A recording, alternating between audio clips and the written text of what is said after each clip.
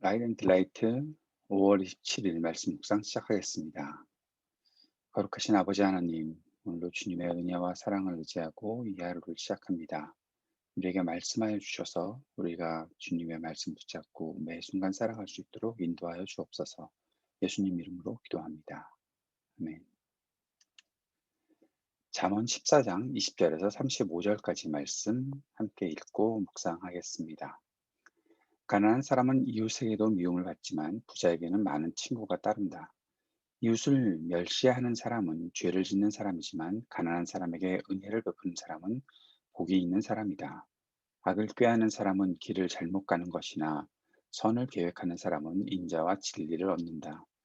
모든 수고에는 모든 수고에는 이득이 있는 법이지만 말이 많으면 가난해질 뿐이다. 지혜는 지혜 있는 사람의 면류관이지만 어리석음은 미련한 사람의 화환이다. 증인이 진실을 말하면 남의 생명을 건지지만 증인이 위증을 하면 배신자가 된다. 주님을 경외하면 강한 믿음이 생기고 그 자식들에게도 피난처가 생긴다. 주님을 경외하는 것이 생명의 셈이니 죽음의 그물에서 벗어나게 한다. 백성이 많은 것은 왕의 영광이지만 백성이 적은 것은 통치자의 몰락이다. 좀처럼 성을 내지 않는 사람은 매우 명철한 사람이지만 성미가 급한 사람은 어리석은 말을 드러낸다. 마음이 평안하면 몸에 생기가 도나 질투를 하면 뼈까지 썩는다. 가난한 사람을 억압하는 것은 그를 지으신 분을 모욕하는 것이지만 궁핍한 사람에게 은혜를 베푸는 것은 그를 지으신 분을 공경하는 것이다.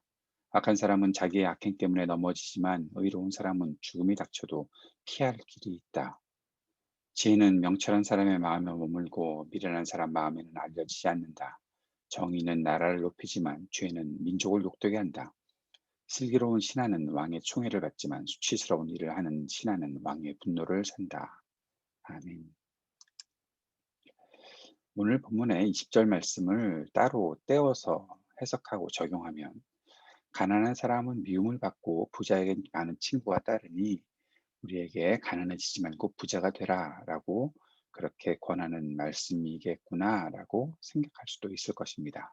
더군다나 음, 잠언에서는 지혜 있는 사람에게는 부가 뒤따른다라고 말했으니 이러한 결과가 있겠구나. 내가 지혜롭게 살아야 부자가 되고 많은 친구가 있겠구나라는 식으로 말씀을 해석하고 적용할 수도 있을 것 같습니다.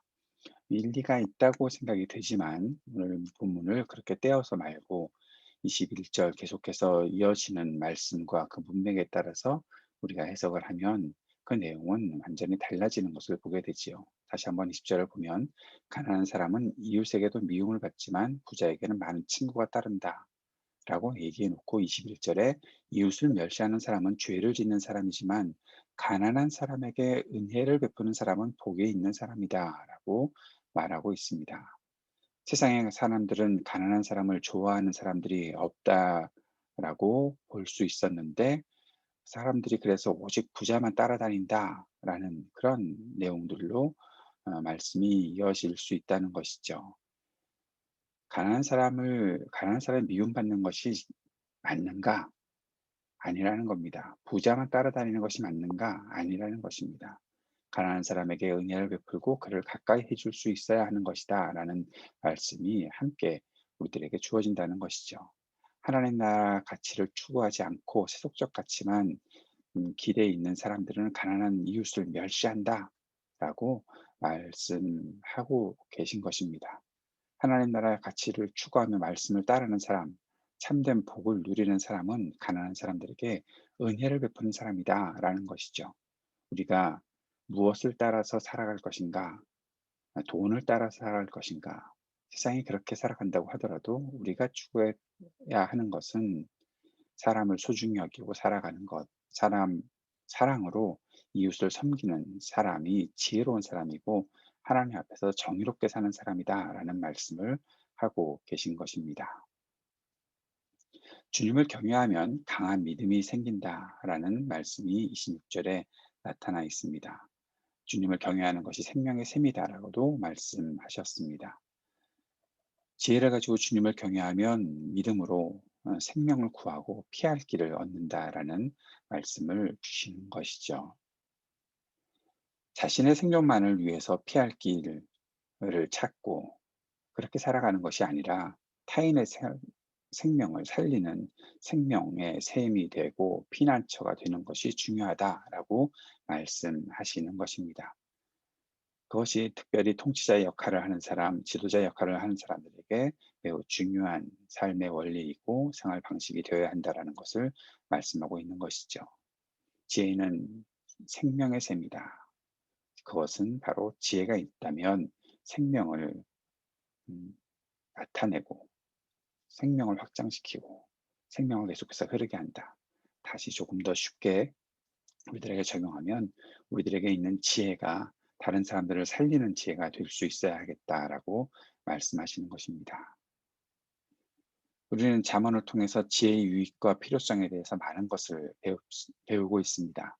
그리고 동시에 미련하고 어리석은 것이 어떻게 사람들에게 해를 입히는지도 보게 됩니다.